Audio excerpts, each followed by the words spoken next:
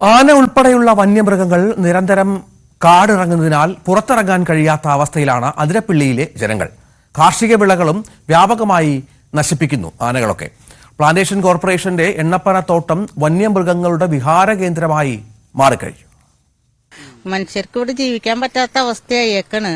എന്നും മൃഗങ്ങളിലെ ചാന, അതുപോലെ പന്നി, മാൻ, മറ്റു മൃഗങ്ങളായാലും വന്ന് വളരെ ബുദ്ധിമുട്ട് ഉപദ്രവമാണ് ഞങ്ങൾക്ക് ചെയ്യണേ. എല്ലാ വന്യമൃഗങ്ങളും ഉള്ള ഒരു മേഖല തന്നെയാണ്. ആടിനെ വളർത്തുകയാണെങ്കിൽ പുലി പിടിക്കും, ചെന്നായ പിടിക്കും. അതുപോലെ കോഴിയെ വളർത്തുകയാണെങ്കിലും ഇതുപോലെ കാട്ടുപൂച്ചയും മറ്റ് സാധനങ്ങളൊക്കെ പിടിക്കും. ഇവരെല്ലാം പറയുന്നത് അതിരപ്പള്ളി വനമേഖലയോട് ചേർന്നുള്ള ജനങ്ങളുടെ ജീവിതമാണ്. വീട്ടുമുറ്റത്ത് പോലും ഏതു നിമിഷവും കാട്ടാന എത്തിപ്പെടാവുന്ന അവസ്ഥ. തെങ്ങിൽ ചുറ്റിയിരിക്കുന്ന ഈ മുള്ളുകമ്പി ആനയെ പ്രതിരോധിക്കാനാണ്. ഇല്ലായെങ്കിൽ തെങ്ങ് മറിച്ചിടുന്നത് വീടിന് മുകളിലേക്കായിരിക്കും.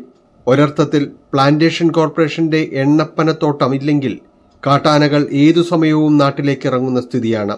തോട്ടം പകൽ പോലും ഇവരുടെ വിഹാര കേന്ദ്രമാണ്. അതിന്റെ നേർചിത്രമാണ് കുത്തിമറിച്ചിട്ടിരിക്കുന്ന എണ്ണപ്പനകൾ. എണ്ണപ്പനത്തോട്ടത്തിലാണ് പ്രധാനമായിട്ടും കാട്ടാനകൾ തമ്പടിക്കുന്ന സ്ഥലം. എണ്ണപ്പനത്തോട്ടമാണ്.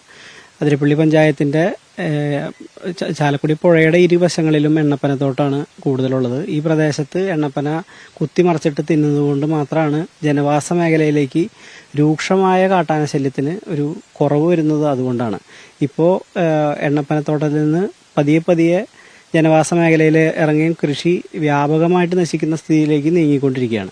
പരിക്കേറ്റ കാട്ടാനയെ ചികിത്സിച്ച് തിരിച്ചയച്ചെങ്കിലും പൂർണ്ണമായും കാട് കയറിയിട്ടില്ല. വന്യമൃഗങ്ങളെ നിയന്ത്രിക്കാൻ ഈ മേഖലയിൽ വൈദ്യുതി വേലി സ്ഥാപിക്കണമെന്നതാണ് നാട്ടുകാരുടെ പ്രധാന ആവശ്യം. ന്യൂസ് 18 കൊച്ചി.